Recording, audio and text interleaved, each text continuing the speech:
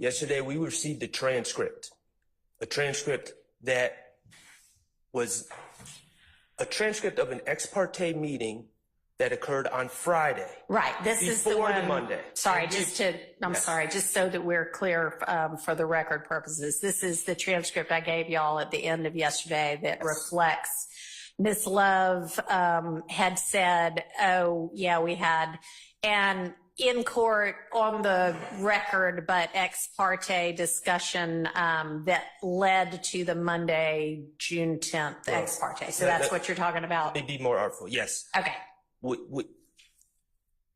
We were made aware, leading to the recusal of Judge Glanville, that there was an ex parte meeting that occurred on June 10th, Monday, June 10th. We were not told by the state, we're not told by the judge that had occurred. We found out about it, luckily, and by happenstance. We then demanded a transcript. We complained about said ex parte, inappropriate ex parte meeting. At no point, when the court finally acknowledged that there was an ex parte meeting that occurred on Monday, June 10th, at no point did the court or the state at that point acknowledge, oh, by the way, there was another ex parte meeting that occurred on June 7th. We sat there after finding out about one ex parte meeting and having to drag the truth out. We sat there and the state and their co-conspirator, the trial court, were silent about the first ex parte meeting that happened on June 7th. What happened in that meeting on June 7th? The state went in and disparaged defense counsel. The state, with no one else there, trashed a fellow member of the bar, Mr. Melnick, trashed another fellow member of the bar, Kayla Bumpus, presumed the guilt of all these individuals, including my client, Shannon Stillwell, and all but accused myself and Mr. Steele of being co-conspirators in this YSL enterprise. And the judge agreed. And the judge said in this ex parte meeting, yes, I've observed these things. The judge presumed the guilt of all the defendants. The judge presumed the guilt of myself and co-counsel, Mr. Steele. And all this, people have been saying to me throughout this whole trial, why does Judge Glanville have it out for you? And it never made sense. And I don't assume bad motives of anyone.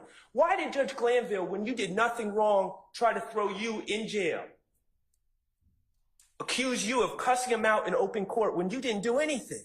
Why does he always tell you, yell at you, tell you to sit down and be quiet? Why does he cut you off at every opportunity? Why did he try to throw Brian Steele in jail for 20 days for doing what was right? And I didn't have an answer. And then yesterday I received, and I appreciate that, Judge. I appreciate someone finally being open about what's going on here. And I received a transcript. And in that transcript, the trial judge, who's not only assuming the guilt of my client, but is assuming the guilt of me and my friend, Mr. Steele. This is gross. This is disgusting. But it's all starting to make sense. It clicked when I read that transcript last night. This is not okay. Nothing about this is okay. These gentlemen have a right to a fair and impartial judge. And I appreciate the fact that you are going to be a fair and impartial judge. But the reality, Judge, is that they don't have a right to a fair and impartial judge starting on witness 76 of a trial after 9 months or whatever it is. They have the right to a fair and impartial judge from the beginning. And this is absolutely gross and disgusting. And the bottom line is there's a lot more discussions that need to be had about this. But the bottom line is, if you ask me, do we need to revisit the rulings of the judge who sits in chambers secretly and talks to the other side and says, yes, I've been observing this. I've been observing this about what's going on in the trial. The judge that says, not only I'm going to meet with you on Friday and on Monday, but if we need to talk during the weekend, yeah, we can do that. The judge that suggests handing Mr. Copeland a list of questions. All right. Do we need to revisit those rulings? Absolutely, we need to revisit those rulings. We need to revisit everything. This is broken, and it's not okay. It's not okay. It's offensive, and it's not your fault, Judge. You didn't do this. I'm not trying to raise my voice at you. I'm heated right now. I can tell. My steam's been coming off my bald head all night. Nothing about this is okay. Yes, we need to revisit everything. That's my stance. Okay, thank you. And I think that I understand you being upset, and I understand why you and probably some of your fellow defense counsel on this side of the room are upset. I do not think that everything you said is a fair characterization of what that June 7th transcript reflects. But once we have the official copy, that'll be made a part of the record, and that will show what actually happened, what actually was said.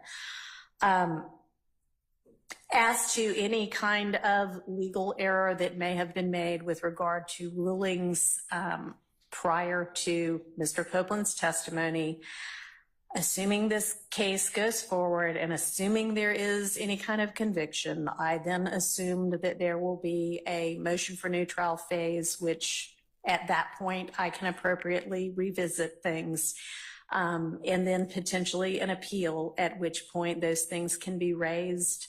I am considering and reading what y'all gave me yesterday to make a ruling on the substantive matters of that ex parte, and I can consider the June 7th ex parte as well, because I suspect y'all will ask me to do that.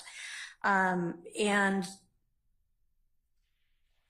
if I determine that that is such, that there was coercion that is unconstitutional or structural error, then I will grant a mistrial.